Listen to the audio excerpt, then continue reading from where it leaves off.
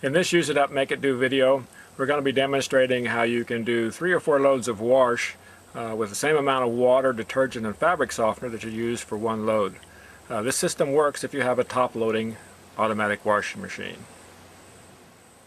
The other element that you need are somewhere between 5 and 7 5-gallon buckets to collect the wash water and the rinse water.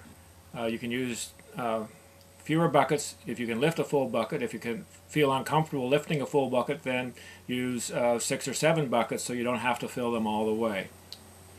We've now done our wash and we are collecting the wash water in the 5-gallon buckets. Our machine does not have a very good lint filter, so we actually run the wash water through an old pantyhose or a nylon type stocking, which traps the debris that might be in the wash water. This is some of the debris and lint that we've collected on our stocking, and as you can see, if you're going to be reusing the water, it's a good idea to get this out of the system before you pour it back in to reuse it. We finished our washing our first load of light clothes, and we put that in the basket, and we're now ready to put our second load of colored clothes to do the wash. At this point, the clothes have been added to the machine, and we're ready to take our wash water that we filtered through the pantyhose and simply pour it back into the top of the machine, as you can see here, and we'll again begin the wash cycle with this reused water.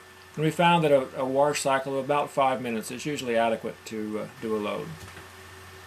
After the water has been added, then we simply advance the dial and allow the wash cycle to continue. We can use up all parts of the dial by using this method, so you don't have to continually spin the dial around to the very beginning each time. We've now finished washing 3 loads of wash, and they're sitting in the clothes basket ready for the rinse cycle. The light clothes are added to the machine, and it's filled with water, fresh water, for the rinse cycle. This is the rinse water that we've collected from the first load. Again, we've spun it through a nylon hose to collect any lint that might be present. And as you can see, it's fairly clean. It has a little bit of soap residue, which you would expect since it is the rinse cycle. But it's clearly adequate to rinse more loads of wash, and we'll be pouring this back in the machine. Here we are pouring the rinse water back into the machine.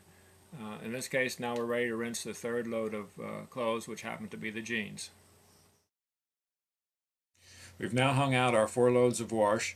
We did this in a total of 46 gallons of water, saving a total of 128 gallons of water had we used fresh water for each of the loads.